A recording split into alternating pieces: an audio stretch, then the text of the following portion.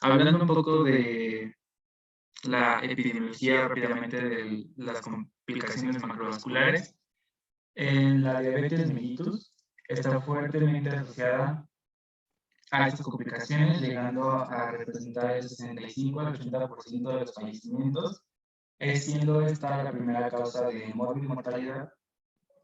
Y no solamente predispone al desarrollo de estas complicaciones, sino que empeora el pronóstico y la gravedad de las mismas, debido a que pues, en los pacientes con diabetes mellitus estos tienen 2 veces más probabilidades de desarrollar enfermedades coronarias y también 2 veces más posibilidades de desarrollar complicaciones cerebrovasculares. Ok, como saben, también pues van a estar las microvasculares, que la importancia más que nada de estas es que van a afectar notablemente la calidad de vida de estos pacientes, a la vez que nosotros debemos de recordar que como son complicaciones crónicas, van a tener un elevado coste para el sistema sanitario. Entonces, ya lo habíamos mencionado, entre las microvasculares, las más sonadas van a ser la retinopatía, que va a ser una de las complicaciones más frecuentes, va a ser la segunda causa de ceguera en el mundo occidental, así se menciona. Su edad más predominante es entre los 30 y 69 años. La nefropatía es la causa pues, más común de insuficiencia renal y su edad es más predominante entre los 40 y 45 años en diabetes mellitus tipo 1. La neuropatía también va a tener, va a ser una de las complicaciones más comunes y su edad va a ser entre los 30 a 50 años. Como vamos a ver, bueno, ahorita se los voy a estar mencionando, vamos a darnos cuenta que, por ejemplo, ahorita todas estas enfermedades van a tener algo que yo le puse como favorecedores de las complicaciones, y estos son comunes para todas. Por ejemplo, los que vamos a ver que son factores determinantes es una, la hiperglucemia. La hiperglucemia va a estar dada por la intensidad y la duración de esta, ¿no? Porque no va a ser lo mismo, y se los voy a mencionar más adelante, que no es lo mismo que un paciente tenga de hemoglobina glucosilada más del 9 a uno que tenga 7, o un paciente que tenga, no sé, menos de 5 años de diagnóstico, que es lo que vamos a ver, pero eso es lo que tenemos que tener en cuenta nosotros para cuando nos llegue un paciente con diabetes, estar viendo todo como la historia natural de la enfermedad, hasta dónde nos puede llevar, ¿no? Porque no es solamente que ahorita nos llega el paciente, sino cómo va a ir evolucionando y cómo vamos a tener que irle dando seguimiento y tratamiento para evitar estas complicaciones. Los factores de riesgo que se mencionan en todas, hay unos más fuertes en ciertas complicaciones que en otras, que está la hipertensión arterial. La hipertensión arterial pues, va a tener más peso, por ejemplo, en enfermedades como la nefropatía y la retinopatía. La dislipidemia va a tener más efecto, por ejemplo, en la nefropatía. El tabaquismo va a tener una gran influencia, pues, en general en las tres. Y el alcoholismo se menciona mucho en la retinopatía diabética, ¿vale? Voy a ir avanzando. Vamos a ver primero las complicaciones microvasculares. Entre ellas, la primera es la neuropatía, que vamos a ver que las neuropatías son como la presencia de signos y síntomas de disfunción de los nervios debido a la pérdida progresiva de las fibras nerviosas. Como ya les dije, va a ser la complicación más frecuente de esta enfermedad.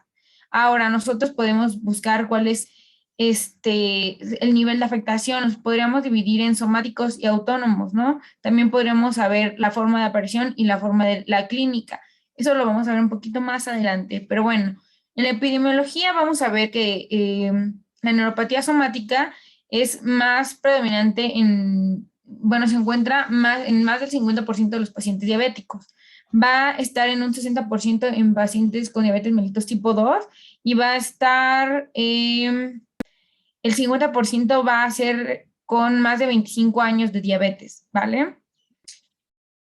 Aquí es algo importante que se los voy a estar mencionando en cada enfermedad, pero por ejemplo, como contrastante, por así lo podría decir, en la nefropatía, no, perdón, en la retinopatía, mencionaban, o bueno, las bibliografías mencionaban que a veces, aunque nosotros ya tengamos un paciente que llegue un paciente con diabetes, ese paciente ya puede tener cierto daño o cierto grado de alteración para dar retinopatía, que a comparación de cuando llegue a nosotros un paciente, no va a llegar a lo mejor, bueno, si es de primer contacto, podemos decirlo así, nuestro paciente con su primer diagnóstico de diabetes no va a llegar con una nefropatía. Claro, si va empezando, ¿verdad? O sea, todo depende de eso. Y bueno, en la neuropatía visceral, pues vamos a ver que se va a ver en el 1 al 9% en pacientes con diabetes mellitus tipo 1 y la va a ser del 20 al 73% con diabetes mellitus tipo 2. Ahora, ¿cuál va a ser la diferencia entre la autonómica y la somática? Pues vamos a ver que la autonómica va a afectar nervios autonómicos que pueden controlar la vejiga, el tracto gastrointestinal, genitales y otros órganos. Por eso es a veces que nosotros cuando hacemos nuestro interrogatorio les preguntamos a los pacientes que si controlan bien los esfínteres o, por ejemplo, que exista alguna cuestión de disfunción, a lo mejor eréctil o de ese tipo. Ok, pues bueno, vamos a hablar un poquito de la fisiopatología y lo que nosotros tenemos que entender que aquí lo que estamos hablando es a nivel, sí, a nivel, vamos a ver que, por ejemplo, estamos a nivel como neurona, por así decirlo, y vamos a tener una hiperglucemia. La hiperglucemia lo que va a provocar va a hacer que provoque una toxicidad, por así decirlo, en la propia neurona, lo que va a activar la vía de poliables, que va a dar productos de glucosilación avanzada, que va a dar la activación de la exosamina y va a dar una actividad de la PSKC, que esto va a dar un estrés oxidativo y lo que va a dar exactamente va a ser un daño directo al incremento de la permeabilidad del axón en general. La mayoría de las fisiopatologías de, de estas complicaciones mencionan que a veces pueden tener un factor genético, un factor genético, un factor metabólico y un factor, factor genético, factor... Ah, permítame un segundo.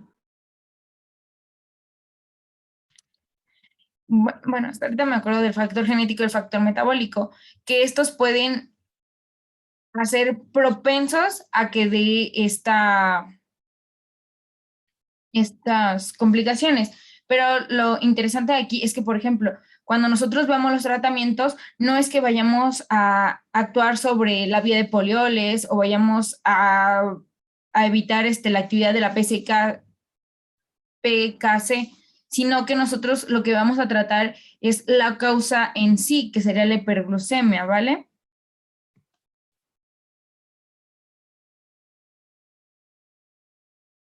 Ok, nosotros debemos de entender que existen varias distribuciones de la neuropatía y la más común es la A, que es en guante calcetín. Y se pueden dar cuenta que se llaman guante calcetín porque tenemos una afectación de las manos y de los pies. También puede haber una afectación como en la B, que puede dar como ciertos datos, como los pacientes pueden referir como que tienen dolor en la ciática, por así decirlo.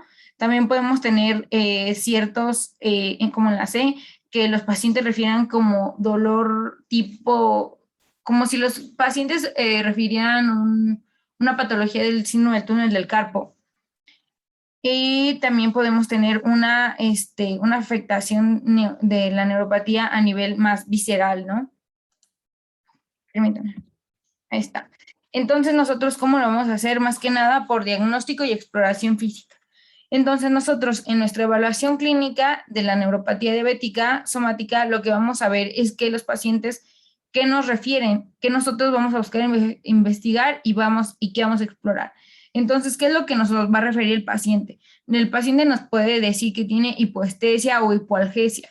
También nos puede referir a veces como termohipoestesia, alodinia, también nos puede referir a veces como dolor espontáneo, parestesia superficial o paroxístico. De hecho, hay ciertos pacientes que pueden mencionar, como lo decía, o sea,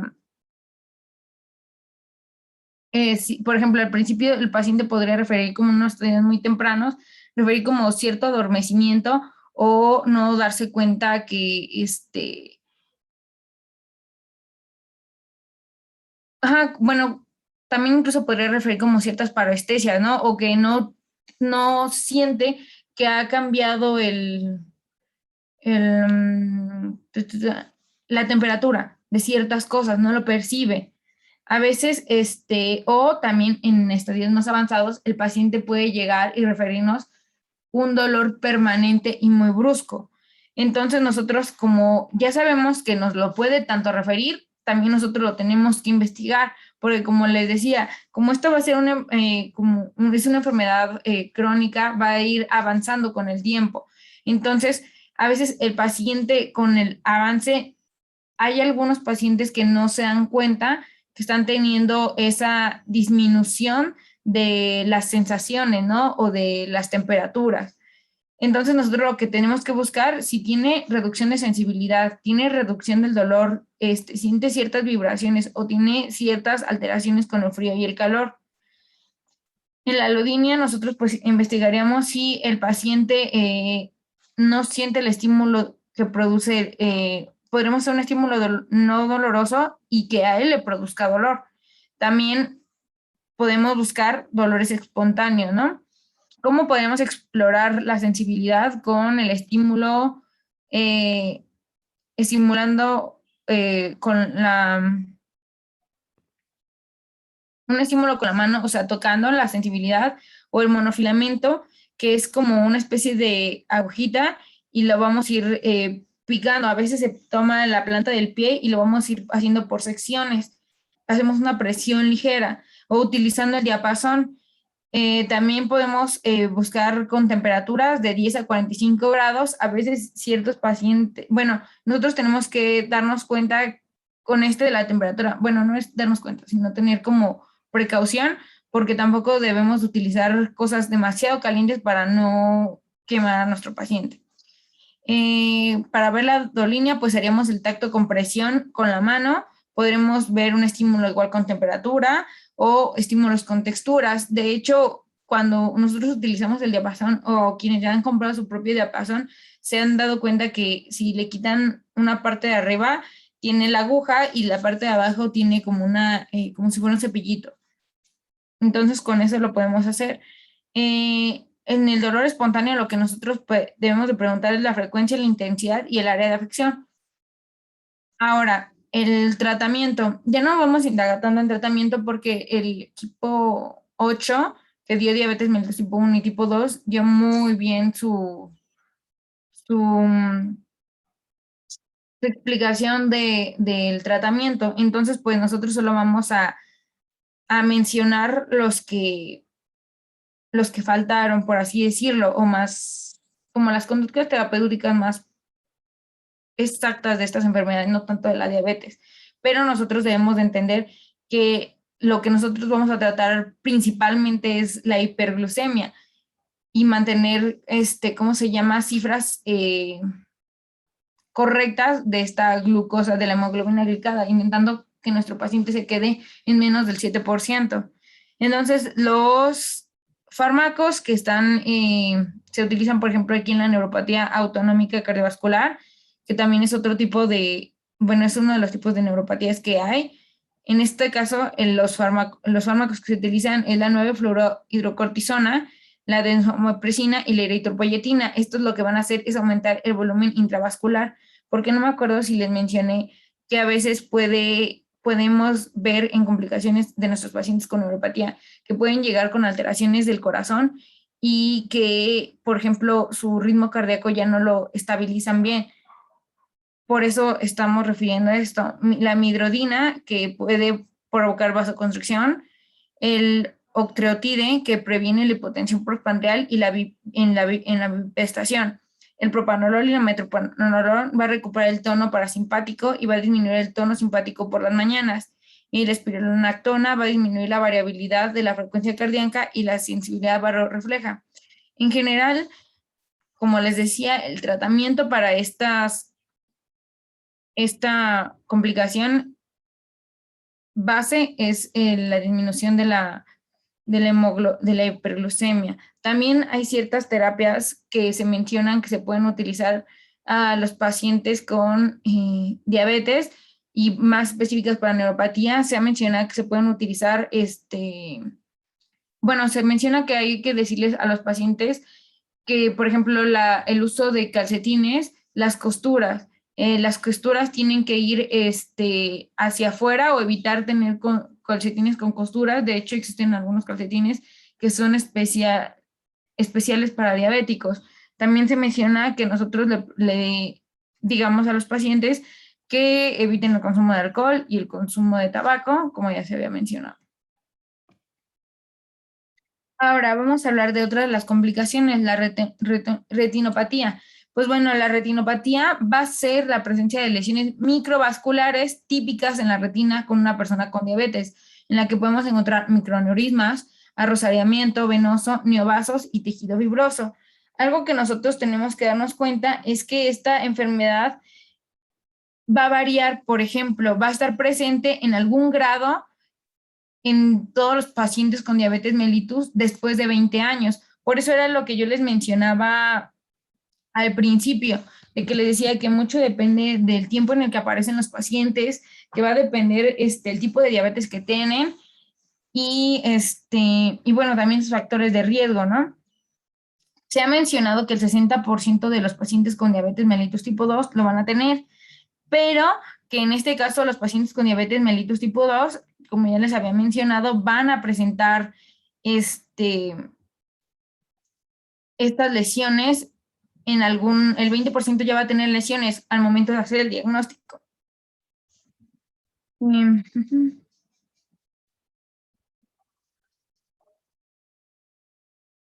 Eh, ok, ¿cómo se va a clasificar la retinopatía diabética? Se clasifica de acuerdo a las lesiones y estas lesiones se separan de la presencia de edema o no, edema macular. Pero bueno, vamos a dividirlo entre sin retinopatía aparente o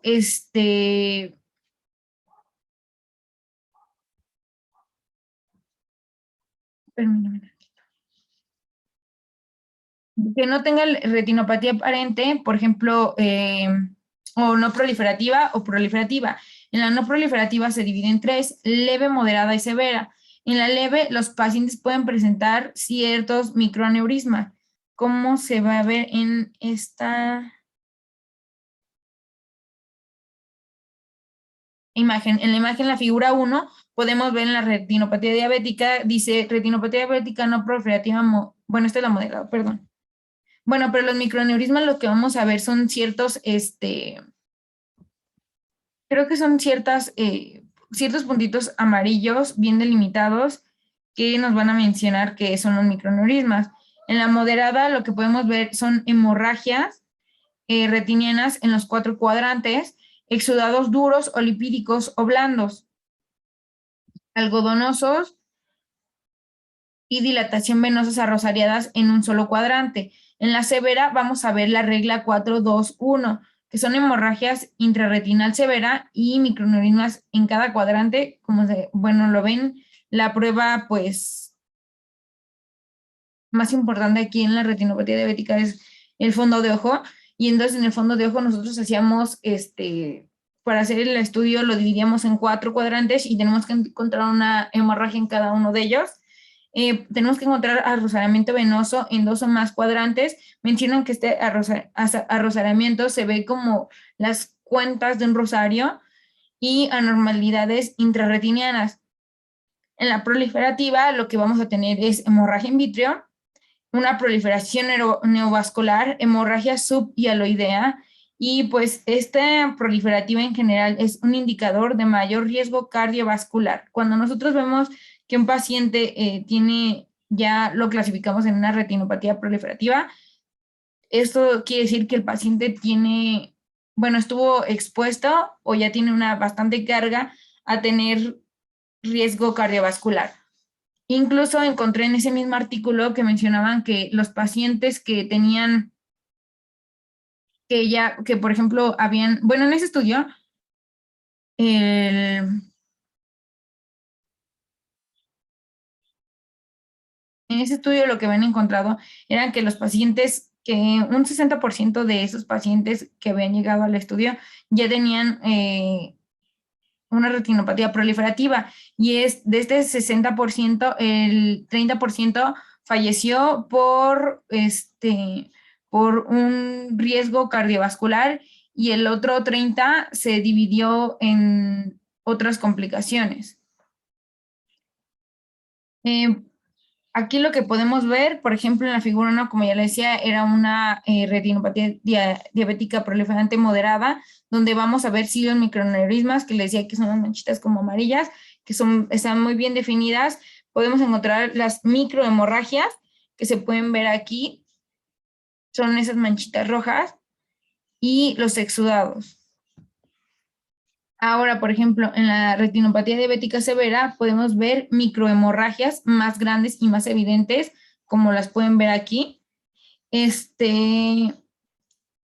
Aquí son microhemorragias en llama e intrarretinianas en los 4 cuadrantes y tienen un número superior a 20.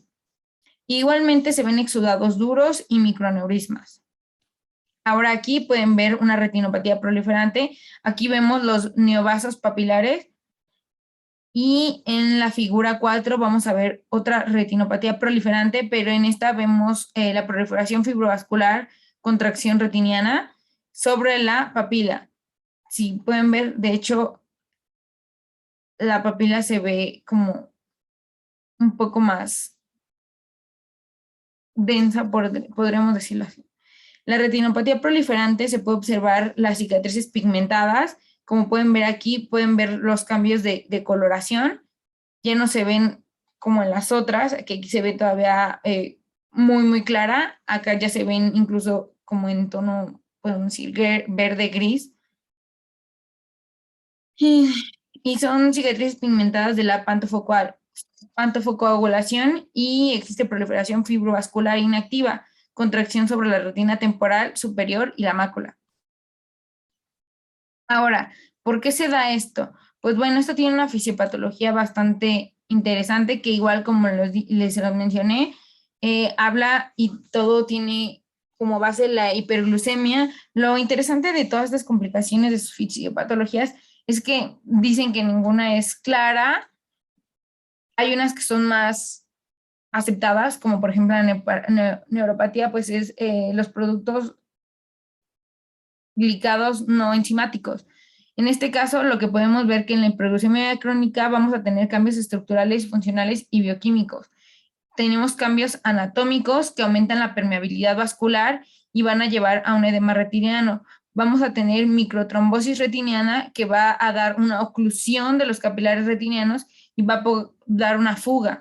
Y estos pueden dar la proliferación o que favorezcan los factores de crecimiento nuevos, como el BEGF, que promueve el crecimiento de los nuevos vasos. Y es por eso que nosotros tenemos estas imágenes características que ya les había mencionado.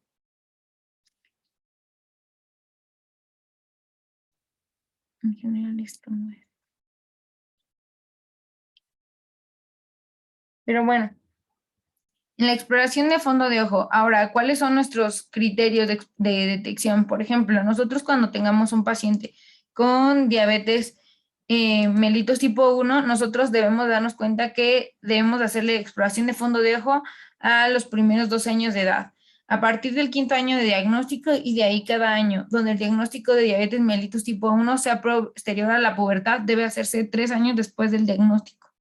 En la diabetes mellitus tipo 2 se repite el examen anualmente. El seguimiento se da en el seguimiento en embarazadas o que planean estarlo. Se da cada 3 meses en retinopatía leve o sin ella, y mensualmente en retinopatía severa. ¿Por qué marqué las palabras pubertad y embarazadas? Porque las hormonas que están en estas dos pueden provocar que se acentúe una retinopatía. Usualmente nuestro paciente va a acudir con baja visual importante y a veces en etapas avanzadas. Entonces es lo que nos va a referir nuestro paciente, que no tiene una buena visión. Ahora, por ejemplo, los tratamientos. Cuando nosotros tenemos edema macular, lo que vamos a hacer es una colección de líquido o engrosamiento de la mácula. y se hace un exudado duro en el área macular. Podemos tener inyecciones intravítreas de agentes antifactor del crecimiento endotelial, como ya lo había mencionado, que esto va a evitar el crecimiento de los vasos, la fotocoagulación focal con láser, que va a permitir detener la pérdida de la visión, algo que también es importante que nosotros tengamos en cuenta, es que nosotros no vamos a revertir ninguna de estas complicaciones. Solamente las podemos controlar o hacer que que lleguen menos rápido, por así decirlo. Pero en general, se los comento porque cuando yo tomé mi clase de endocrinología, el doctor que nos daba clase mencionaba que mucha gente le tenía miedo a la insulina porque decían que la insulina los dejaba ciegos, pero realmente no. Ya sabemos por qué, pero se los menciono porque es algo con lo que vamos a estar nosotros trabajando constantemente y luego los pacientes van a creer que si se toman la insulina de manera excesiva o teniendo ya un buen control o un buen tratamiento van a recuperar su visión y esto no es así. ¿Cómo vamos a prevenir? Pues ya les había mencionado, un buen control glucémico, que esté entre en menos del 7% en hemoglobina glicada. Y también se pide un buen control de la presión arterial, que esto ayuda a que disminuya su incidencia. Las cifras que se recomiendan es menos de 140 sistólica y menos de 90 diastólica. Ahora vamos a hablar un poquito de la nefropatía. Nosotros vamos a ver que la nefropatía son las lesiones renales originadas por afección microangiopática de los pequeños vasos. Vamos a ver que esta es una complicación. Bueno, vamos a ver que tiene estas características específicas. Entre ellas, pues nos tenemos que dar cuenta que es una complicación tardía. Tienen que tener en mente una complicación tardía, porque si de repente, por ejemplo, llega un paciente con unos estadios avanzados de insuficiencia renal muy rápidos, lo más seguro es que no sea por la diabetes. Vamos a ver que esta tiene una aparición entre 5 a 10 años después del diagnóstico y esta siempre va a estar acompañada o, bueno, puede ser comúnmente acompañada de la retinopatía. Entonces, nefropatía puede ir acompañada de retinopatía, pero no es obligatorio que la retinopatía esté acompañada de la nefropatía. La epidemiología, pues bueno, se dice que en fases avanzadas afecta al 10% de las personas con diabetes. En personas con diabetes mellitus tipo 1, lo que se encuentra es que es más frecuente y es más severa, pero por el número o la cantidad de pacientes que tienen diabetes mellitus 2, pues se puede encontrar como con más incidencia, por así decirlo. Y que una quinta parte de las personas con diabetes mellitus tipo 2 la tienen al cabo de 16 años de evolución clínica.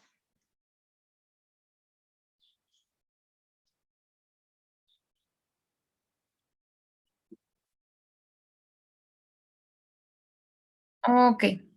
Entonces, aquí en la fisiopatología, nosotros tenemos que ver que igual, primer factor determinante de la hiperglucemia. Aquí también nosotros vamos a tener la vía de los polioles con la aldosa reductasa y la proteína cesinasa, igual que en la neuropatía diabética. Vamos también a tener los productos avanzados de glicosilación que van a provocar un estrés oxidativo. Este estrés oxidativo va a promover los factores de crecimiento que está el TGF-beta, el BEGF, que ya vimos que estos son provocadores de la aparición de vasos, la CTGF, y también vamos a ver que aquí va a existir una alteración del sistema renina-angiotensina que va a tener como inferencia de la presión arterial y vamos a tener una inferencia igual del balance hidroeléctrico.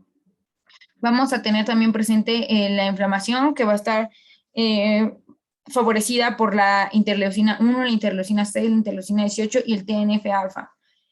Estos van a estar apoyados por una susceptibilidad genética y estos en conjunto nos van a dar lo que es una nefropatía diabética. Aquí está. Esta tabla se me hizo súper mega increíble para poder explicar lo que es la nefropatía diabética. Pues bueno, nosotros vamos a ver que hay algunas bibliografías que mencionan 5 estadios, pero esta sola menciona 4. Pero lo importante aquí es que, por ejemplo, lo que podemos ver son que vamos a tener el estadio 1, el estadio 2, el estadio 3, son estadios preclínicos. Esto quiere decir que nosotros si detectamos a nuestro paciente en estos estadios, lo vamos a detectar por cribado, creo que sí se le menciona cuando lo vemos por laboratorio, de que le mandamos a hacer un seguimiento y de repente revisamos los laboratorios y ¡pum! Nos damos cuenta que nuestro paciente tiene nefropatía diabética. Pero bueno, el estadio 1 es importante porque en lo que se va a basar es en una hipertrofia renal por una hiperfunción renal y esto va a dar una hiperfiltración glomerular, que nos damos cuenta que una hiperfiltración glomerular es igual a 150 mililitros por minuto, ¿vale? Y por ejemplo, esta hiperfiltración glomerular la vamos a encontrar entre el 7 al 9% este, de los pacientes.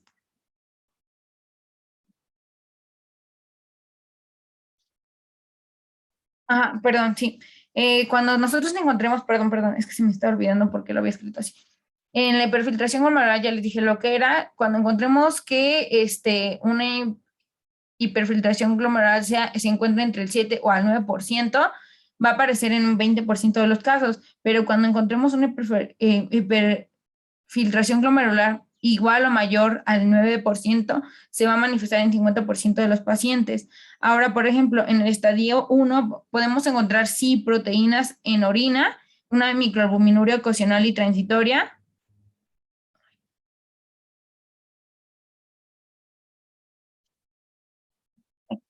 Una microalbuminuria ocasional y transitoria, podemos encontrar manifestaciones sistémicas, por ejemplo, una hipertensión la podemos encontrar ausente en el tipo 1, pero presente en el tipo 2.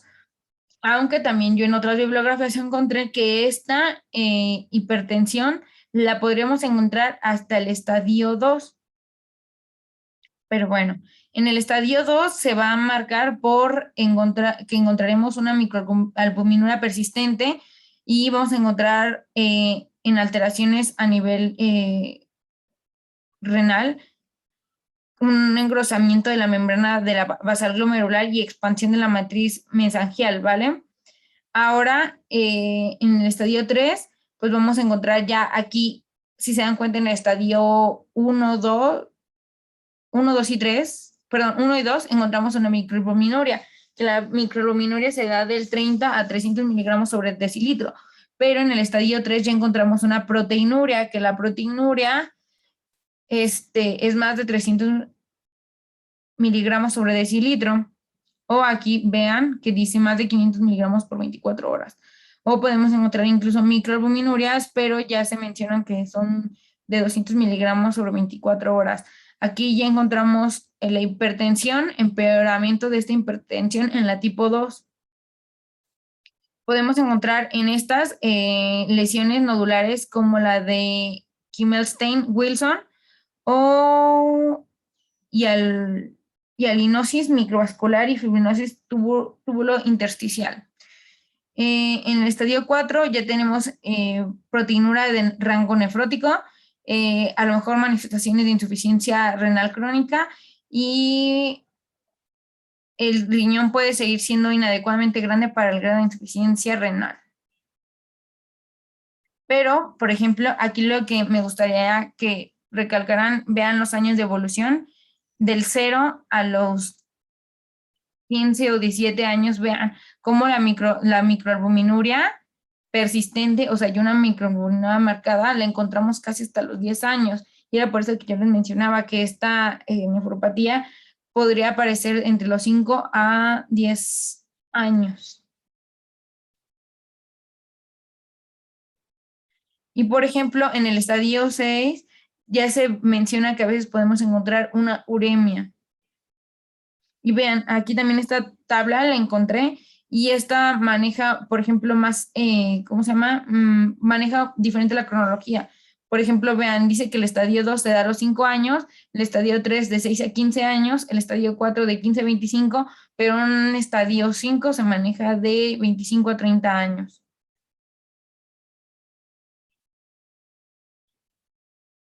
Ok, ¿qué alteraciones encontramos en las estructuras?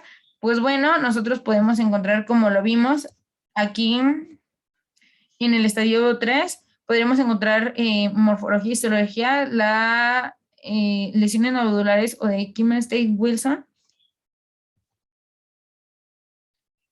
como estas, que son patologías nodulares, pero la patología más frecuente es la patología difusa. Lo que nosotros vamos a encontrar aquí en las alteraciones más comunes es el engrosamiento de el engrosamiento de la membrana glomerular basal, que va a provocar que se junten todas estas células o el contenido mesangial, ¿vale? Creo que aquí está. Bueno, también tenemos nosotros tablas de pronóstico del ERS por la TGF y categorías de albuminuria. Entonces nosotros aquí con estas podemos dar un pronóstico a nuestro paciente, ¿no? Dependiendo de la albuminuria. Si nosotros tenemos a nuestro paciente en verde, pues vamos a encontrar que es de bajo riesgo, ¿no? Amarillo, riesgo moderado, pero que se va incrementando. En naranja y alto, digo, en naranja y rojo podemos ver que es alto. Y ya bueno, en naranja más que nada alto riesgo y ya en rojo muy alto riesgo, ¿no? En las que lo que encontremos aquí los tenemos que ir correlacionando con lo que encontremos con nuestro paciente, porque en los estadios G5 ya encontramos falla renal. Ahora, en los diagnósticos lo que nosotros encontramos es proteinuria en un periodo determinado, presencia de retinopatía, ausencia de otras causas de síndrome nefrótico e insuficiencia renal. El tratamiento, ya como les había mencionado, es el control estricto de la glucemia. Se encuentra una glucemia menos del 7%. Y como les mencionaba, bueno, aquí pueden ver en esta tabla que encontré del Tratado de Medicina Interna, lo que encontré fue que se puede dar un tratamiento por estadios. Y vean, en el estadio 1, que todavía está entre los 0 y 5 años, lo que necesitamos es un control estricto de la glucemia y el control de la presión arterial, y aquí bueno, se maneja el uso de los YECAS y de los ARAS, y a veces a lo mejor nosotros podríamos creer que es más importante tener un control de la presión, pero no, lo que primero nosotros tenemos que tener en cuenta es el control estricto de la glucemia. Ahora, ya después pasando a la presión arterial, dicen que el control de la presión sugerida es menos de 140/90 si tenemos una albuminuria más de 30 miligramos por 24 horas, pero nosotros podríamos, bueno, bajar los controles o los niveles a menos de 130/80 si nosotros tenemos era al revés, perdón, 140/90 cuando tenemos menos de 30 miligramos por 24 horas y más de 130/80 cuando tenemos más de 30 miligramos por 24 horas. Y la reducción del colesterol también es importante. Por eso aquí se menciona que en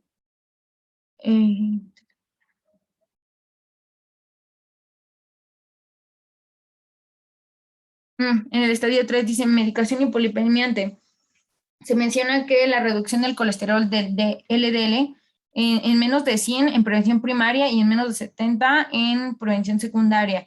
También se menciona que les podemos decir a nuestros pacientes que tengan un control de restricción proteica en la dieta, y se menciona que lo esencial es de 0.8 a 1 por gramos por peso por día, pero si ya tenemos un paciente con nefropatía marcada, pues se puede dar de 0.6 a 0.8, que no es mucha la diferencia. Y también nosotros vamos a ver las complicaciones. Por ejemplo, en este caso, las complicaciones por una nefropatía diabética pueden dar acidosis metabólica con hiperpotasemia, infecciones bacterianas y micosis del aparato genitourinario, pielonefritis, formación de abscesos intrarrenales o perinefríticos, estenosis unilateral y bilateral, necrosis, uropatía obstructiva y azoemia renal. También otra de las terapias, sí, es la diálisis, pero a veces las diálisis tienen ventajas e inconvenientes. Vamos a ver que existen tres tipos de hemodiálisis, varios tipos de diálisis, perdón. Tenemos la hemodiálisis, la diálisis peritoneal continua ambulatoria y la diálisis peritoneal continua con cicladora. Entonces, por ejemplo, nosotros vamos a pensar en que vamos a iniciar una diálisis cuando el paciente alcanza un filtrado glomerular por debajo de menos 5 mililitros por minuto. Pero en los diabéticos inicia, a veces se recomienda iniciarla a veces antes de los 10 mililitros sobre minuto. El problema o algunos inconvenientes que se han encontrado en las hemodiálisis, pues son que a veces son necesarias múltiples accesos quirúrgicos para provocar, bueno, para dar esta hemodiálisis. Y en general, pues eso. Y pues bueno, de aquí pasaríamos a las complicaciones macrovasculares. ¿Alguien tiene duda? No. No, ninguna. Ok, bueno, entonces vamos a empezar con las complicaciones macrovasculares, que, como había mencionado al principio, pues estas no son específicas de la diabetes. Sin embargo, si un paciente tiene diabetes, pues es más propenso a desarrollar estas.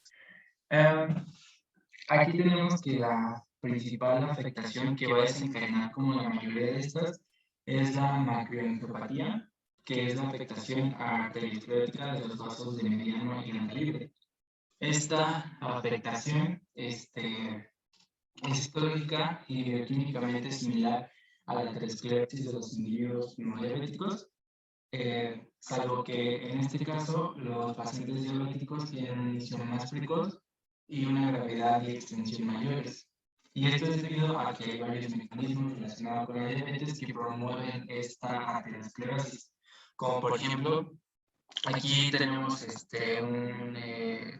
un mini diagrama del lado derecho que nos va a explicar cómo diferentes factores pues, van a terminar siendo los mecanismos para la aterogénesis, como por ejemplo la hiperglicemia, que esta va a ser el primer mediador de la disfunción endotelial, porque va a favorecer a la glucosilación no enzimática de proteínas, lípidos y ácidos nucleicos, que van a terminar dando productos de glicación avanzada, que al final van a tener su función y además de que va a estimular la producción acelerada de lo que son especies reactivas de oxígeno, lo cual pues va a terminar favoreciendo la vasoconstricción, que va a recaer directamente sobre el endotelio. Luego tenemos lo que es la dislipidemia, que en la diabetes mellitus, especialmente la tipo 2, pues va a condicionar un aumento moderado de triglicéridos y de con un descenso de HDL, y además también aquí el LDL va a tener un mayor potencial aterogénico que igual va a recaer directamente sobre el endotelio. Y otro mecanismo puede ser la resistencia a la insulina, la cual va a empeorar la hiperglucemia y va a incrementar los ácidos grasos libres porque va a haber una menor utilización del músculo esquelético. Entonces, esto va a favorecer una alteración de la pared vascular. Otra cosa que nos puede ayudar a esto es el estrés oxidativo, que pues es una consecuencia de la producción excesiva de estas especies reactivas de oxígeno, las cuales pues, van a desencadenar cascadas de señales intracelulares, lo cual va a terminar en la expresión de señales proinflamatorias. Otra puede ser el incremento en la liberación de citocinas, que va a ser liberada por diferentes células, como son los adipocitos, perdón, los macrófagos y células endoteliales, que pues estos van a promover la formación de reactantes de la fase aguda por el hígado,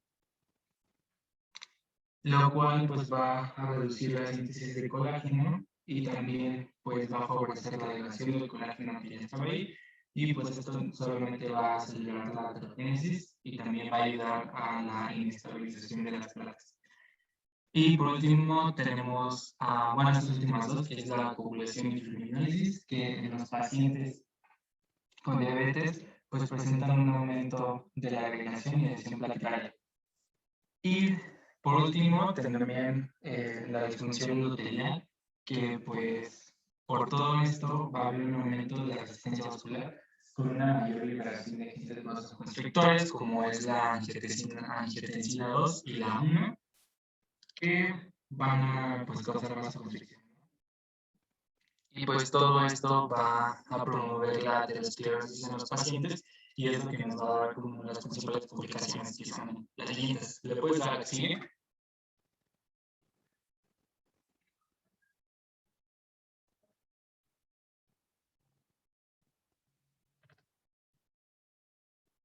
Bueno, empezando con la cardiopatía isquémica,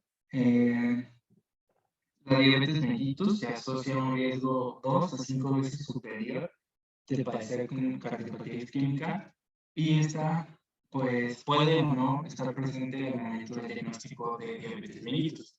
También pues la mortalidad por enfermedad coronaria en los pacientes que tienen diabetes al igual se duplica.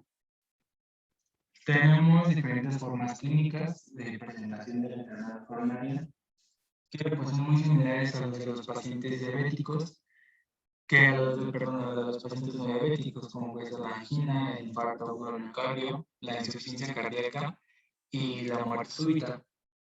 Aunque puede haber algunas diferencias, como puede ser que en el infarto agudo del miocardio, esta en los pacientes con diabetes pues puede cursar con síntomas clásicos, aunque se menciona que pues es frecuente que se curse de una forma relativamente indolora, predominando otros síntomas como son la sudoración, la astenia, náuseas, vómitos o el síncope.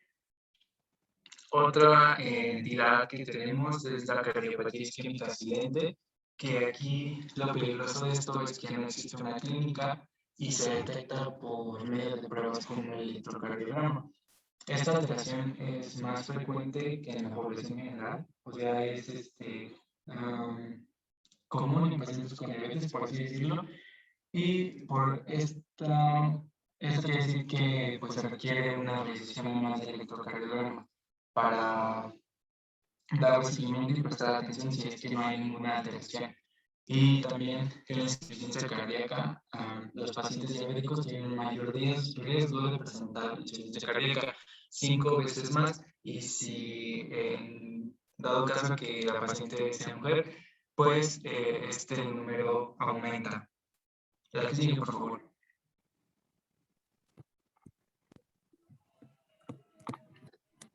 Aquí tenemos los diferentes síndromes que coronarios agudos, que donde se encuentra el infarto de miocardio y la angina estable, y los crónicos, que está la angina estable. Y pues aquí solo para poner cuadro clínico, cuáles son como los principales signos y síntomas que puede presentar el paciente. La que sigue, por favor.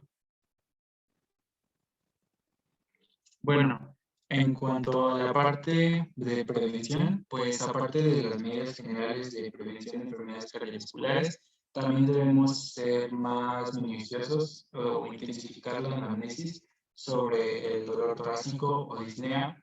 También al momento de realizar el electrocardiograma, buscar activamente alteraciones como pueden ser unas U patológicas, alteraciones de los segmentos de T, hipertrofia del ventrículo izquierdo, o si hay bloqueo de rama, porque pues como lo mencioné hace rato, hay una que es la cardiopatía isquémica silente que no presenta clínica. Y por último, en cuanto a la prevención, pues a los pacientes con diabetes mellitus que no tienen antecedentes de un infarto agudo del miocardio, pues deben ser tratados con la misma intensidad para la prevención secundaria, o sea, como si un paciente que no tiene diabetes ya hubiera presentado uno. En cuestión al tratamiento, pues el paciente diabético debe de abandonar, en caso de que tenga diabetes tipo, debe de abandonarlo por completo y se debe establecer un control estricto de la glucemia y de la presión arterial. Se recomienda que se deben de mantener cifras menores a 130 sobre 85 milímetros de mercurio. Igualmente también se debe mantener un control estricto de la dislipidemia, que también es un factor de riesgo. Esto teniendo un objetivo, unas cifras de LDL menores a 100 miligramos sobre decilitro. Otras medidas a aplicar,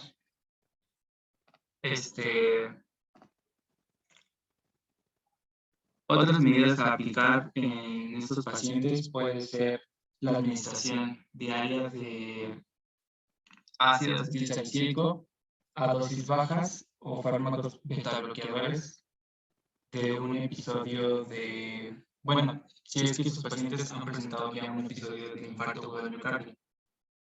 Y porque eso ha demostrado que se ha logrado disminuir un 35% la mortalidad en estos pacientes. ¿Le puedes dar a la que sigue, por favor? Pasando a otra complicación más exploravascular, tenemos a la enfermedad cerebrovascular o enfermedad vascular cerebral, y que esta es un conjunto de trastornos de la vasculatura cerebral que conllevan a una disminución del flujo sanguíneo en el cerebro, con la consecuente afectación, ya sea de manera transitoria o permanente, dependiendo del grado de afectación, que esta puede ser causada ya sea por la oclusión de la luz, por una embolia o trombosis, o por la ruptura de un vaso, ya sea por la alteración de la permeabilidad de su pared. Aquí, los factores de riesgo que se mencionan es que el paciente tenga una edad avanzada, que también ya lleve tiempo con diabetes mellitus, que sean hombres y que tengan historia familiar de enfermedad cerebrovascular. Y otros factores de riesgo que comparten con todas las demás pues son la hipertensión arterial, el tabaquismo, el tiroidismo, las cardiopatías, el sedentarismo y la obesidad. Tanto la diabetes mellitus tipo 1 como la 2 son importantes factores de riesgo para la enfermedad cerebrovascular en todos sus tipos isquémicos. Y pues las complicaciones cerebrovasculares son 2 veces más frecuentes en los diabéticos que en los pacientes no diabéticos. Además de que en los diabéticos hipertensos, la mortalidad por ictus llega a ser hasta el 50% de los casos. Y en estos pacientes, pues la recuperación es mucho más lenta, consiguiendo así una peor calidad de vida. ¿Le puedes dar a la que sigue, por favor? Entonces, como tal, la enfermedad cerebrovascular trae como consecuencia procesos isquémicos, ya sea por la falta de sangre, o hemorrágicos, ya sea por derrames. Por lo tanto, podemos decir que hay dos tipos principales de accidente cerebrovascular. El accidente cerebrovascular isquémico, que este ocurre cuando un vaso sanguíneo que irriga sangre al cerebro pues, se ve bloqueado, y esto puede suceder porque pues, se formó un coágulo en una arteria que ya está muy estrecha, o algún coágulo que se desprendió de un lugar de otros vasos sanguíneos del cerebro o de alguna parte del cuerpo. Representa el 85% de los ictus y es mucho más común que el hemorrágico, y se clasifica en infarto lacunar, infarto inhabitual e indeterminado, y ya sea dependiendo del origen de la obstrucción, ya sea si se desprendió del cuerpo o del cerebro. Y por otro lado tenemos el accidente cerebrovascular hemorrágico, que este ocurre cuando un vaso sanguíneo de una parte del cerebro se debilita y se rompe, por así decirlo. Algunas personas tienen defectos de los vasos sanguíneos que pues hacen que esto sea más probable, como pueden ser un aneurisma o una malformación arteriovenosa. ¿Le puedes dar a la siguiente, por favor? Aquí lo importante es tener en cuenta los signos de alarma porque aquí el tiempo es oro. Mientras menos tiempo se tarde en atender a una persona que tenga un accidente cerebrovascular, pues va a tener mucho menos secuelas a largo plazo. Aquí hay una nefropequeña que es la de Camarera, que nos habla sobre si tiene la cara colgada, si es que llega a presentar parálisis facial, si tiene incapacidad para mover las manos y si tiene dificultad para hablar. Pues tenemos que darle eh, una atención temprana para evitar secuelas graves. Después de la que sigue, por favor.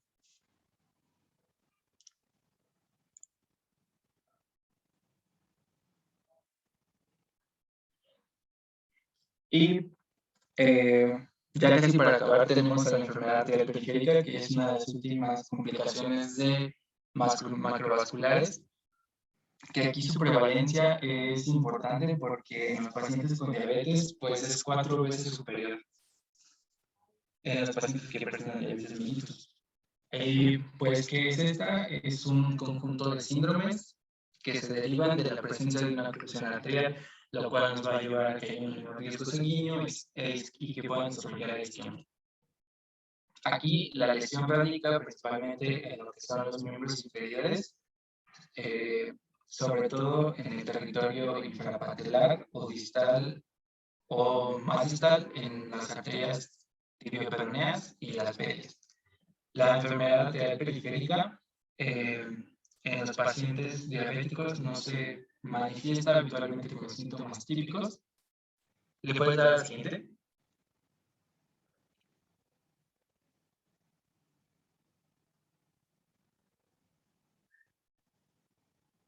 Gracias. Aquí tenemos diferentes formas clínicas, como puede ser la claudicación intermitente, el dolor en reposo y la gangrena seca. Aquí, como había mencionado, pues los pacientes diabéticos no manifiestan los síntomas típicos, como puede ser la claudicación intermitente, debido a que la zona de afectación está más abajo por las rodillas. Entonces, las formas que llegan a presentar a estos pacientes es el dolor en reposo y la gangrena seca. Sobre todo el dolor en reposo porque pues, es frecuente la coexistencia aquí de una arteriopatía y la neuropatía. ¿Le puedes dar a la siguiente, por favor?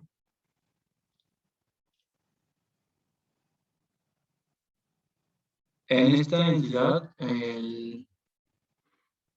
el diagnóstico con frecuencia se realiza en estadios ya avanzados de la enfermedad a causa de la disminución de la sensibilidad secundaria a la neuropatía que presentan estos pacientes y lo que aumenta el riesgo de infección, ¿no?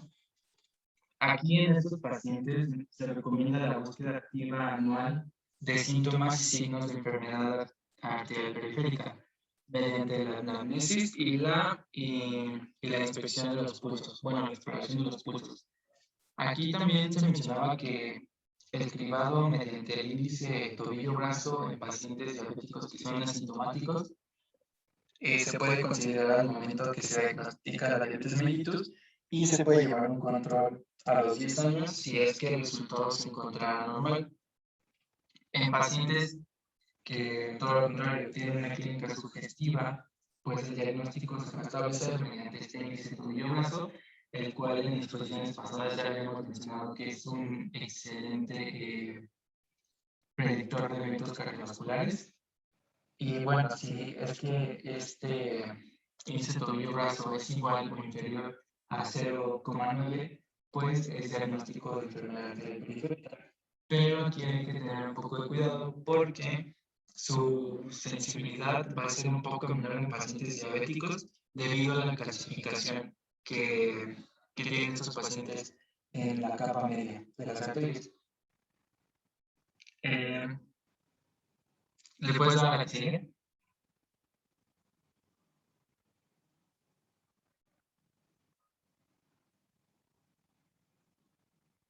Bueno, y por último tenemos al pie diabético, que es una de las complicaciones más importantes, bueno, no más importantes, sino que, que constituye una de las principales causas de amputación no traumática en los pacientes.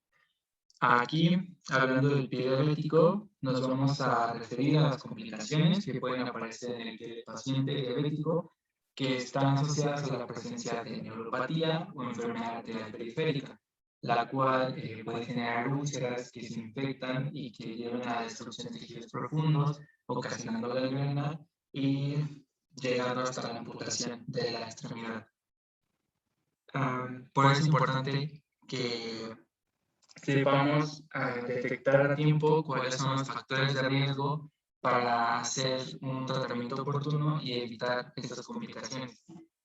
Hablando un poco de la epidemiología, aquí en México, del 15 al 25% de los pacientes que padecen diabetes mellitus pueden desarrollar úlceras cutáneas y pie diabético. Aquí también hay que tener cuidado con los pacientes que aunque sepamos que llevan un buen control, que sepamos que llevan un buen control de la enfermedad, que se apegan al tratamiento, porque aún así, aunque lleven este buen control, pasados 20 años, ya hay un riesgo de que desarrollen neuropatía diabética a pesar de que se hayan cuidado. Y bueno, 30 de estos pacientes que pueden desarrollar eh, una úlcera en el pie va a sufrir una amputación. Y de estos pacientes, el 50% dentro de los 3 años después de la amputación va, va a pierden la otra extremidad en menos de 5 años. Y pues aquí también la mortalidad es muy elevada porque en, los, en el primer año el 30% de los pacientes fallecen. Dentro de los 3 años el 50 y dentro de los 5 años el 70. Pero más bien esta mortalidad por una causa cardiovascular más que por complicaciones de la amputación. Después de la siguiente, hablando aquí un poco de la fisiopatología, en la mayoría de los lugares se menciona que como una triada que incluye a la neuropatía, la deformidad y el trauma. Que esta triada se presenta en 2/3 de los pacientes que llegan a generar estas úlceras. Aquí pues, como al principio se mencionaba, es una entidad mixta que su etiología tiene tanto que ver la neuropatía como la enfermedad arterial periférica. Pero siento que, bueno, no, más bien la neuropatía tiene que ver un poco más debido a que la neuropatía favorece la alteración de tres sistemas, el motor, el sensorial y el autónomo. En cuanto al motor, pues este va a causar una debilidad o atrofia en el pie, lo cual va a llevar a que se genere una deformidad en el pie. Entonces, pues va a cambiar como los puntos de presión plantar, perdón, en el pie, lo que puede llevar a la formación de callos. En cuanto a la sensorial, la neuropatía, lo primero, bueno, lo que se pierde con la neuropatía son las fibras sensitivas de tipo A y la C. Estas fibras sensitivas tipo A y C nos dan pues la propiocepción, el tacto superficial, la presión y vibración y también la termocepción. Entonces, al perder estas fibras sensitivas, pues se pierde la sensibilidad protectora. Y por último tenemos otra alteración que es la autónoma, que aquí puede haber trastornos cutáneos como la piel seca o anhidrosis. Entonces, pues todo esto va a causar pues alteraciones de la articulación del pie mediante la afectación de la función motora, el sistema autónomo y la sensibilidad propioceptiva. y como consecuencia pues se va a afectar la estática del pie con y ya va a haber una distribución normal de las presiones frontales y también va a haber alteraciones en la marcha y en los puntos de apoyo. Y esta alteración pues, se evidencia principalmente en que estos pacientes pues, tienden a desarrollar rosaduras, callosidades y deformidades que por la neuropatía no llegan a sentir. Y aquí lo que tiene que ver la enfermedad periférica es sobre todo por un proceso de isquemia que lleva a ver oclusión, entonces puede doler isquemia y todo esto junto a un traumatismo pues puede llegar a ocasionar lo que son las úlceras. ¿Le puedes dar a la siguiente, por favor?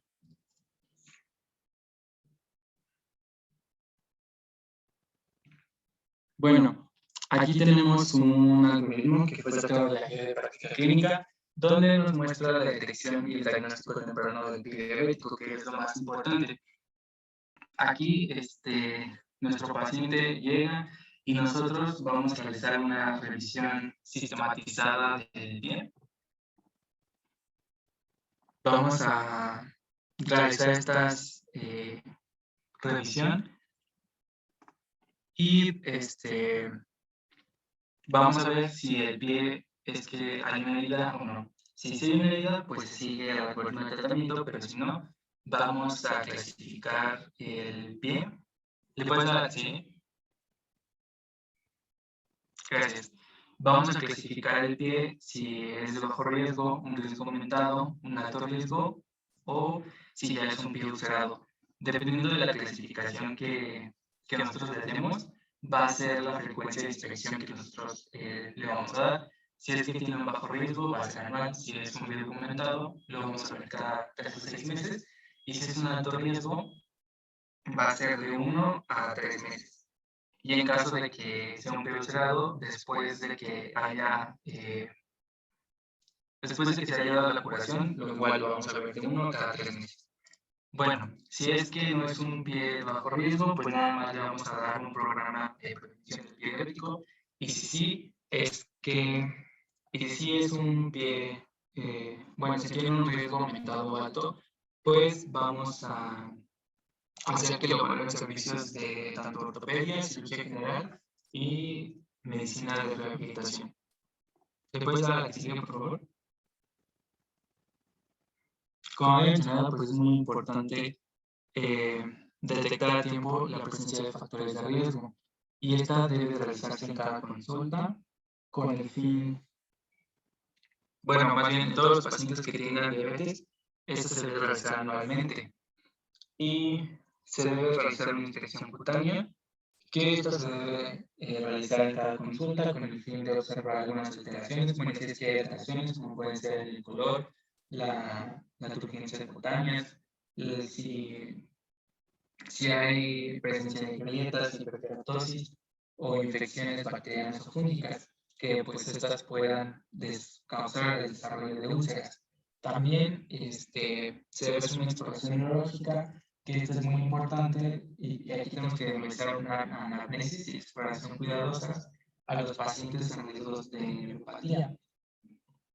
Aquí, porque en la neuropatía la ausencia de síntomas no excluye que tenga una neuropatía, puesto que se menciona que esta tiene un inicio insidioso y se ha detectado que en más del 50% de los pacientes con neuropatía no presentan síntomas. Entonces, lo que debemos hacer es nosotros evaluar la sensibilidad protectora. Y una prueba, la cual es como la más simple y más común y más popular que se realiza para detectar la deficiencia sensorial que podemos efectuar es la prueba de Siemens-Weinstein, que es la que tenemos aquí en la imagen del lado derecho. Y pues esta prueba consiste en utilizar un monofilamento de nylon que lo vamos a utilizar para evaluar por lo menos 4 puntos de plantares, los cuales van a ser la zona de la cabeza del primer, el tercer y el quinto metatarsiano y el punto del talón. Esto porque pues, en la mayoría de los pacientes es donde pierden la sensibilidad. Entonces, nosotros con el monofilamento vamos a ejercer presión en estos puntos hasta que saque un poco el monofilamento. Y si de estos 4 puntos hay 2 o más en donde el paciente haya perdido la sensibilidad, pues podemos decir que tiene riesgo de desarrollar úlceras neuropáticas. Entonces debemos de seguir de cerca a este paciente. ¿Le puedes dar a seguir, por favor? Otra clasificación que encontré que era muy oportuna es la clasificación de escala de Wagner. Aquí esta nos va a mostrar una escala de cómo es que va avanzando la úlcera en el pie y si es que tiene una úlcera de, bueno, si tiene una lesión de grado 0, que aquí no hay ninguna lesión, pero tenemos un pie de riesgo que tiene callos gruesos, cabezas de metatarsianos prominentes, dedos sin garra o deformidades óseas. Luego sigue el grado 1, que aquí van a ser úlceras superficiales que, que van a afectar solamente el tejido celular subcutáneo. Aquí va a haber una disminución del espesor total de la piel. Luego tenemos el grado número 2, bueno, la lesión del grado número 2, las cuales son úlceras profundas, donde va a penetrar la piel grasa, pero sin afectar el hueso. Luego sigue la de grado 3, que son úlceras profundas más absceso.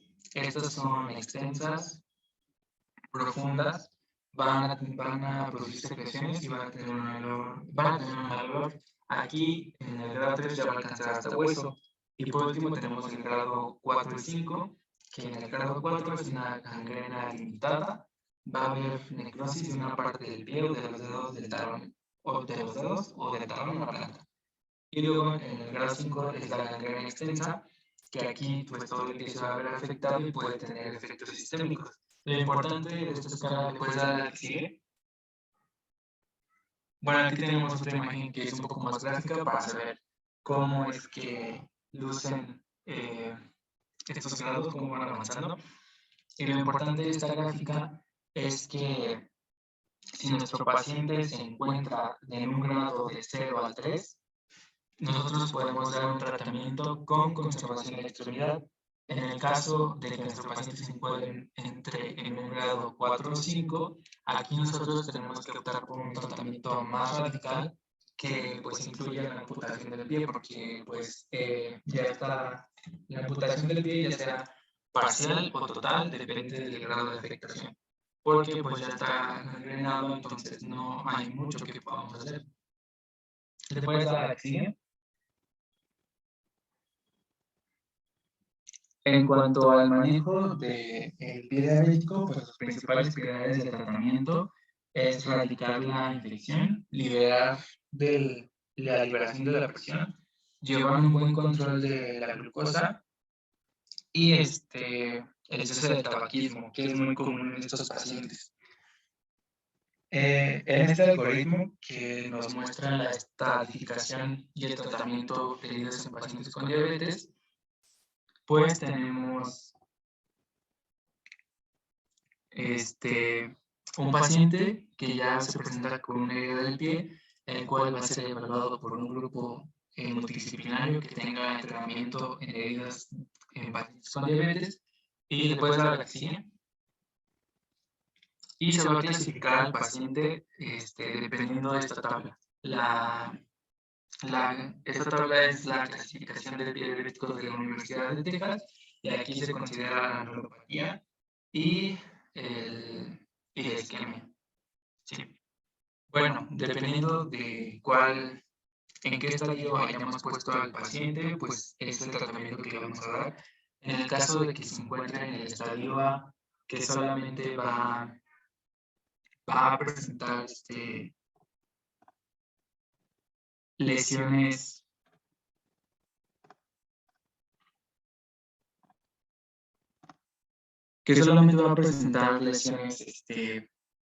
pre o postulcerosas, que van a estar completamente epitelizadas, pues lo único que se va a hacer es que pues es más que nada medicina preventiva, donde se va a llevar un adecuado control glucémico, se le va a hablar de la prevención y se le va a dar seguimiento.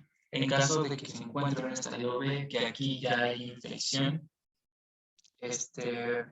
lo que se hace aquí es un manejo de la infección que debe ser guiado por cultivos y pues se recomiendan regímenes de antibióticos de 1 a 2 semanas, 6 semanas en caso de que se haya presentado osteomielitis.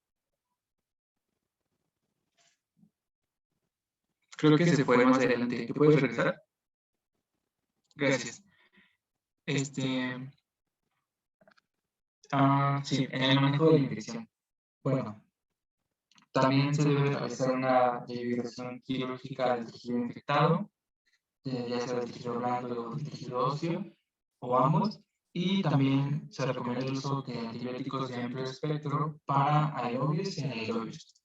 Aquí hay una lista de los antibióticos que se mencionaban en la guía de práctica clínica y también aquí se menciona el uso de terapias adyuvantes cuando se cuente con ellas y se cumplan con los criterios. Estas terapias pueden ser la colocación de un injerto, que pues se asocia con mejores tasas de curación y disminuye la incidencia de osteomielitis. Pero para realizar este injerto necesitamos 3 cultivos negativos, o sea que ya no hay infección en la úlcera, para que pues, la infección no se coma el tejido. También tenemos la terapia de vacío o la terapia BAC, que leí que este es un cierre asistido por succión mediante presión negativa controlada que va a fomentar el crecimiento de fibroblastos y que además tiene una esponja que se coloca sobre la úlcera, la cual contiene plata, que es un excelente antiséptico. La cámara hiperbárica leí que sí es muy buena, pero debido a la relación costo-beneficio, pues es muy cara aún. Entonces no es muy popular su uso. Y por último, si nuestro paciente se encuentra en el estadio C y D, se va a realizar lo mismo que la IV, pero aquí se necesita que se valore lo más pronto posible por cirugía vascular, para sobre todo ver cuál va a ser el manejo vascular, cuál va a ser el tratamiento que se va a dar a este paciente para la revascularización. Ahora sí le puedes dar axila. Bueno, y por último tenemos a la prevención, que pues esta se le va a decir al paciente que se tiene que revisar y cómo se debe lavar sus pies, si es que nota algún cambio de coloración, ampollas, callos o si tiene la piel seca. Se recomienda que se utilice un jabón neutro y que se debe secar bien los pies, interdigital, que tiene que estar bien seco. El corte de uñas se recomienda que se haga por un profesional y se debe realizar en línea recta sin dejar bordes. Los calcetines, ya lo había mencionado mi compañera, deben ser de algodón, sin resorte y sin costuras, o muchas veces lo que se hace es que se voltean para que las costuras queden por fuera. Y también el uso de talcos y cremas, solo si hay sudoración o humedad. Y la crema que se use debe ser sin perfumes y no entre los dedos para evitar la humedad. La que sigue, por favor. Y también se menciona el uso de un calzado adecuado para pacientes con diabetes, el cual pues tiene varias características como que las puntas deben ser redondas o cuadradas, que tiene que tener una horma ancha, que sea adecuada a la forma del pie, debe ser de material natural, un taco no muy grande, también tiene que sujetar al talón, pero no debe apretar al tobillo, y no debe tener bordes que rocen con los dedos del pie. Esto para evitar traumas que en un futuro pueden llegar a ocasionar úlceras. Y también se menciona que se recomendaba a los pacientes que compraran sus zapatos por la tarde debido a que podría haber que les hinchaban los pies. Entonces, para que estuvieran más cómodos. Y pues eso sería todo de pie diabético. ¿Tienen alguna duda? No, todo No. Ok. Entonces creo que eso sería todo por nuestra parte. Gracias.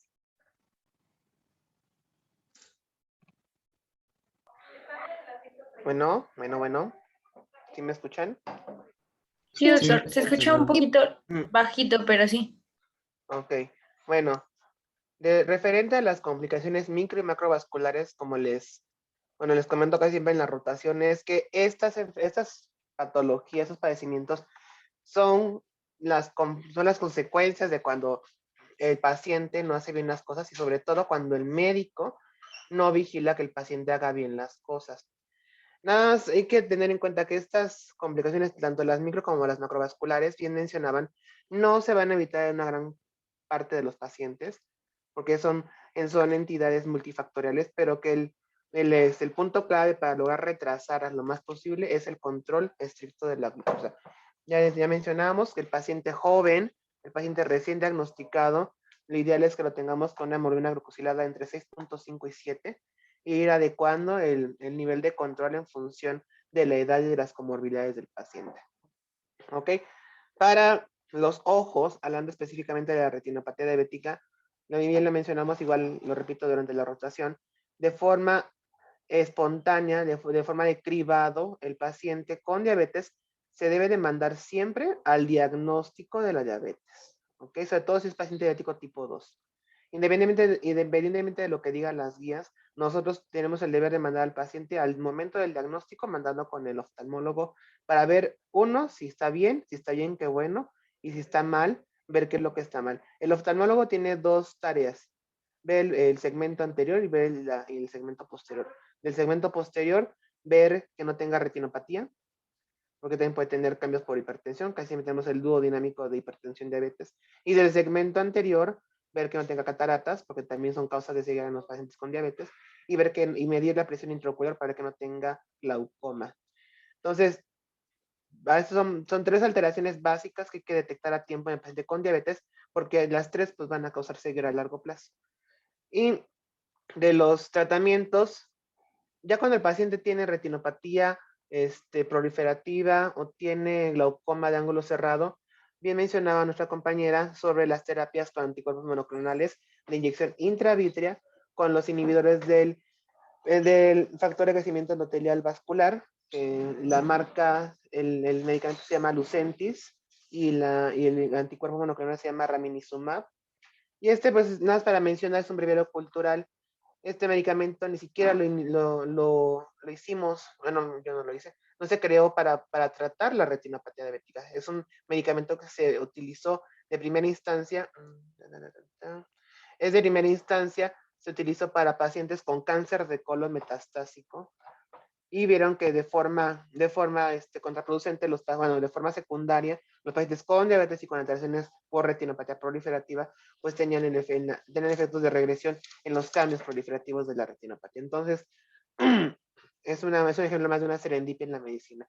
Entonces, estos pacientes, pues lamentablemente el tratamiento es muy bueno, sí les da una buena sobrevida útil a sus ojos, pero lamentablemente el tratamiento es muy, muy caro. Es muy, muy caro, cerca de 15,000, 20,000 pesos el medicamento, que es una aplicación mensual.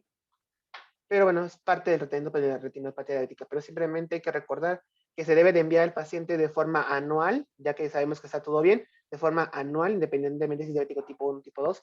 Y obviamente cuando el paciente nos mencione en la consulta que tenga disminución de la agudeza visual o pérdida de agudeza visual, etcétera, de forma repentina, hay que enviarlo inmediatamente al oftalmólogo.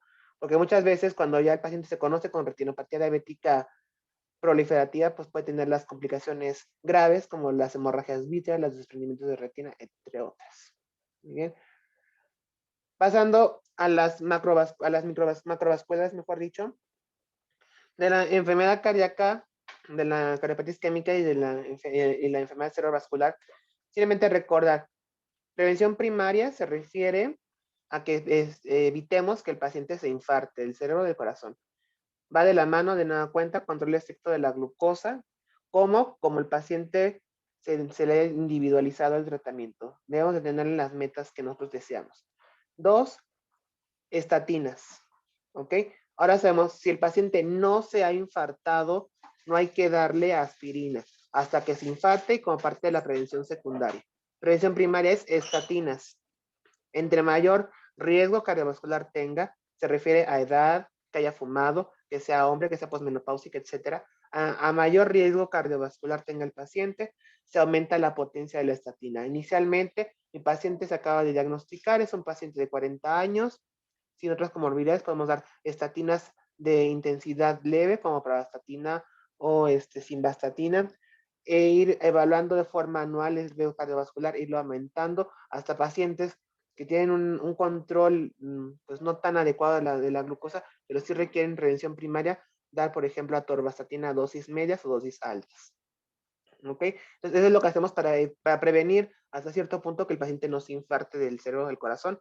La otra va a ser retirar, no disminuir, retirar los demás factores de riesgo cardiovascular. Dígase que el paciente deje de fumar, que el paciente deje de ingerir alcohol, que abandone las otras toxicomanías, y si tiene dislipidemia, tratarla. Si tiene hiperuricemia, tratarla. No es lo mismo que tener hiperuricemia a tener ataque agudo de gotas, hay que distinguirlo, como lo veremos en las clases.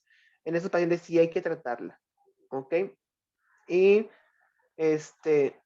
bueno, y obviamente si tiene hipertensión, tratar la hipertensión, ¿vale? De la nefropatía diabética. De la nefropatía diabética pues es el pan de todos los días para el nefrólogo. Nosotros inferimos, acuérdense que el diagnóstico de nefropatía diabética es por biopsia renal.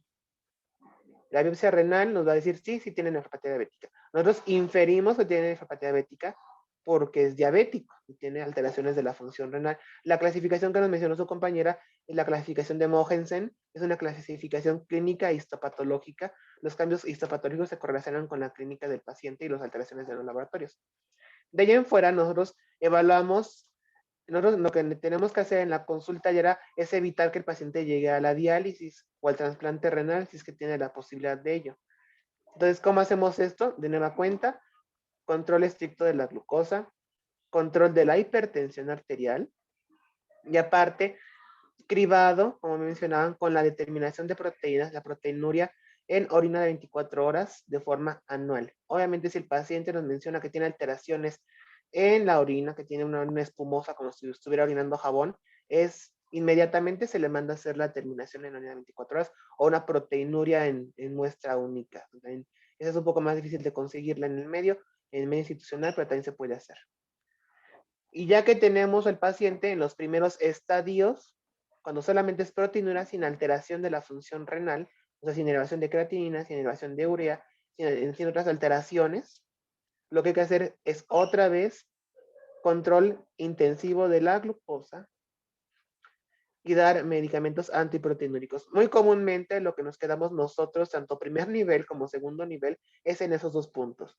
Si el paciente es hipertenso, darle yecas o aras y darle otras medicaciones antiproteinúricas que van de la mano con sus demás manejos, que puede ser también las estatinas. Las estatinas también tienen efecto antiproteinúrico. Y pues esperar a que el paciente pues no avance más. Ya cuando el paciente está con estadio 5 de la escala de Cadigo, pues ya nosotros pues ya no tenemos más que ofrecerle. Se le sigue dando manejo a sus comorbilidades de la propia diabetes y se manda al nefrólogo para evaluar el momento en que haya que iniciar diálisis, que puede ser mediante diálisis peritoneal o hemodiálisis. ¿Ok? Entonces, tienen que recordar eso, la detección oportuna de la proteinura como primer signo de la enfermedad renal en el paciente con diabetes. Y también hay que tener en cuenta que el paciente con diabetes le puede dar enfermedad renal crónica por otras causas. Muchas veces nos casamos a que todos los pacientes tienen enfermedad renal crónica secundaria a diabetes, pues porque tienen diabetes, no. Ya les puedo decir de la experiencia propia, bueno, de la experiencia a través de la formación como internista, que hay pacientes con diabetes y que el comportamiento de la función renal es muy distinto y el paciente, pues, gran sorpresa, lo que se comportaba como una glomerulopatía rápidamente progresiva era una vasculitis y simplemente nos hemos casado con el hecho de que tenía diabetes. Entonces, hay que saber estudiar la falla renal en el paciente con diabetes y no solamente casarnos con el diagnóstico de nefropatía diabética, ¿va? Y por último, de los pies diabéticos y la enfermedad oclusiva periférica, pues el índice brazo, tobillo, es útil en la consulta diaria. Claro que sí es muy útil. Al igual que la exploración de la sensibilidad para detectar de forma oportuna la neuropatía periférica. los pacientes pueden tener una u otra patología o las dos patologías al mismo tiempo, y eso es trágico para el paciente. Nada más hay que recordar, ya cuando el paciente tiene úlceras en los pies y no se ha dado cuenta que tiene la úlcera, es porque tiene un grado avanzado de neuropatía diabética. Hay muchos pacientes que al momento que debutan con la diabetes, debutan con la neuropatía también, entonces es una enfermedad, es una manifestación más que pues va muchas veces independiente del tiempo de evolución en algunos casos, pero obviamente se acompaña como las otras complicaciones, con un mal control de la diabetes, un mal control crónico de la diabetes.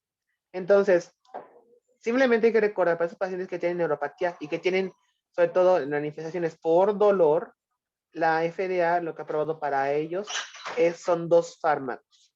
De primera elección, pregabalina para el manejo del dolor neuropático por neuropatía diabética, va a ser la pregabalina, desde 75 miligramos al día hasta 300 miligramos al día. Hay pacientes que tienen mucho dolor por la neuropatía diabética y usan dosis elevadas de pregabalina. El otro fármaco va a ser gabapentina, desde 300 miligramos al día. Y el tercer fármaco, que es el de última elección en el medio, va a ser la carbamazepina. Y obviamente control estricto de la glucosa y de sus demás comorbilidades. Bien mencionaba su compañero de la terapia BAC. Afortunadamente aquí en el Hospital de la Villa tenemos mucha experiencia, nosotros en medicina interna no, eso es parte del manejo interdisciplinario del paciente con diabetes, eso ya lo ven los cirujanos. La terapia BAC, sí hemos visto que al menos aquí ha salvado varios pies de haber sido amputados. Es una terapia muy, muy completa, sobre todo cuando el paciente todavía tiene cierta permeabilidad de los vasos sanguíneos de las piernas. Hay que recordar que se pueden ocluir en la pedia, se pueden ocluir en la tibia posterior, se pueden ocluir en la pupitlia. Puede ser nada más venoso el problema, o ser arterial también, o venoso y arterial.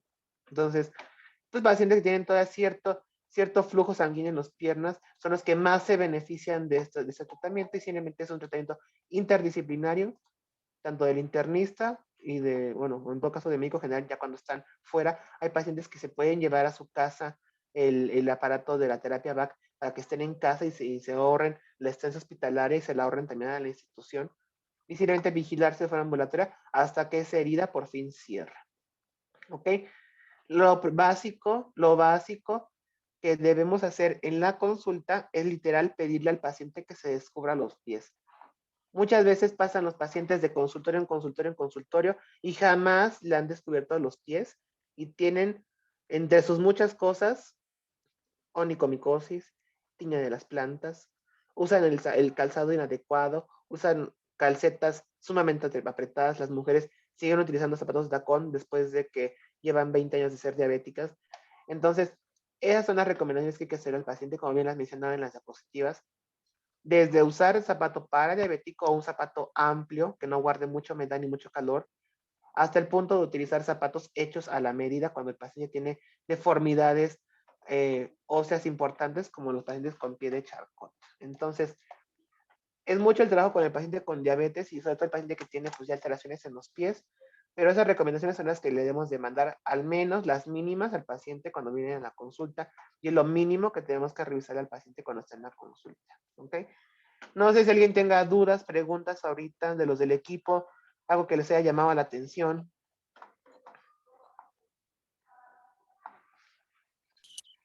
Bueno, yo sí tengo una duda. Por ejemplo, mientras veía lo de nefropatía, como lo mencionaba, hablaban de las terapias y de las diálisis.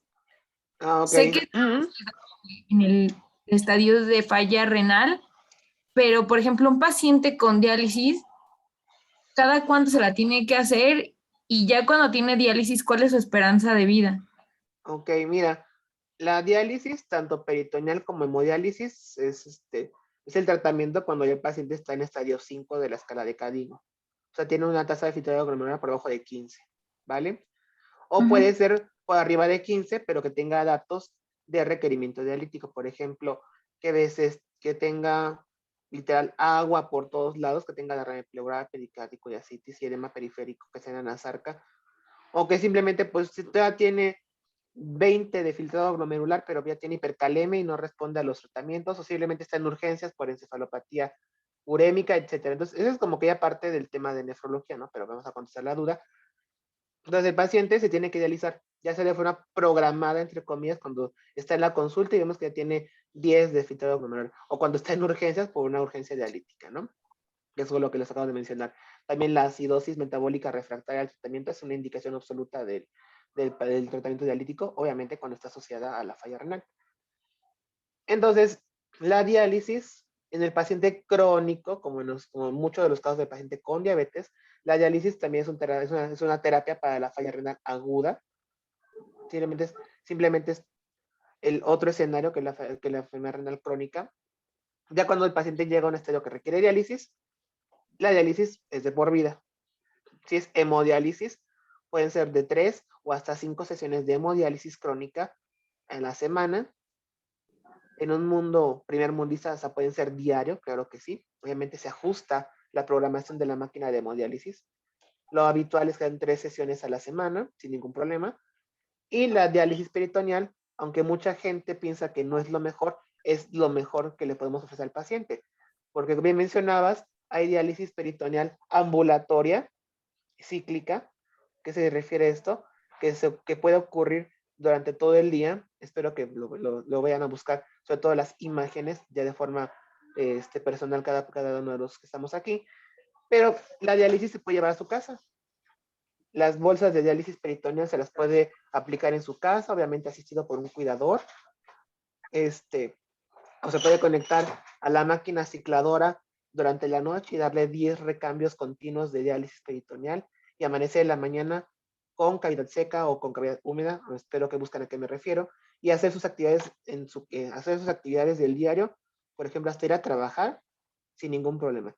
Nosotros aquí en la Secretaría tenemos, pues aunque no lo crean, una gran experiencia, no tanta como el IMSS o como el ISSSTE, pues tenemos una gran experiencia hablando de diálisis peritoneal. Donde hice la residencia en el Belisario Domínguez, el programa lleva operando cerca de 15 años, el de diálisis peritoneal ambulatoria, o sea que es en casa, y tenemos pacientes que la sobrevida va más allá de los 12, 13, 15 años. Pacientes, casi todos, por falla renal, por otras causas, por ejemplo, hipoplasia renal congénita, etcétera. Pero también hay pacientes con diabetes que llevan más de 10 años dializándose en su casa con solución de diálisis peritoneal y sin ningún problema. Ya que se dializa, el paciente puede tener hasta 10 años de sobrevida. Jefe, ¿tendrá el expediente del 121?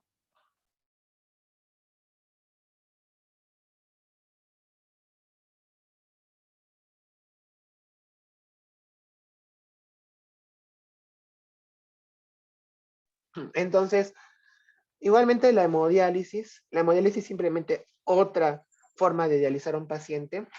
Eso se hace mediante la instalación de un catéter de hemodiálisis, que es un acceso venoso central, simplemente con un calibre mucho más grande, mucho más ancho, y que simplemente lo que hacemos es, aunque suene muy básico, es sacar la sangre del paciente, que se filtre por la máquina de hemodiálisis y regresarla habiendo filtrado urea creatinina, algunos electrolitos como el potasio, y habiendo quitando el excedente de líquido del paciente.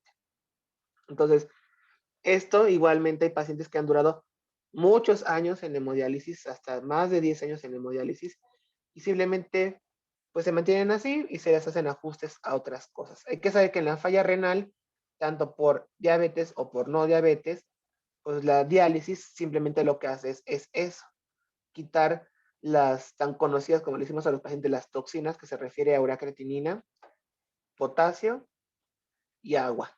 Las otras funciones que cumple el riñón las tenemos también que vigilar, que se refiere a la parte de la anemia, al metabolismo calcio-fósforo y obviamente la nutrición. Y entre mejor las vigilemos, pues el paciente tiene mejor calidad de vida y mayor esperanza de vida. ¿Ok? Pues esto es de por vida. ¿Ok? Y si el paciente se trasplanta, porque va a ser a todo paciente con enfermedad renal crónica terminal, me refiero a terminal a la que está en código 5, se le debe de ofertar o se le debe de buscar en algún momento que se trasplante. Hay algunos que sí lo logran. Hay algunos que hasta tienen 2 trasplantes porque les falló el primero, que tuvo rechazo del primer trasplante y se vuelven a trasplantar. Entonces, simplemente si se logra trasplantar, pues ahora el problema es que no rechace su organismo el trasplante, eso mediante la inmunosupresión, y estos pacientes igualmente tienen hasta 10 o 20 años de sobrevida más. ¿Ok? No sé si contesté tu pregunta. Sí, doctor, muchas gracias. Y también Muy muchas bien. gracias por dejarnos hacer la discusión más tarde. De nada. ¿Nadie más tiene dudas? ¿Preguntas algo? ¿Nada? No, doctor. No, doctor. No, doctor. Entonces, el día de mañana es hipohipertiroidismo. ¿Sí? Sí, doctor. Muy bien.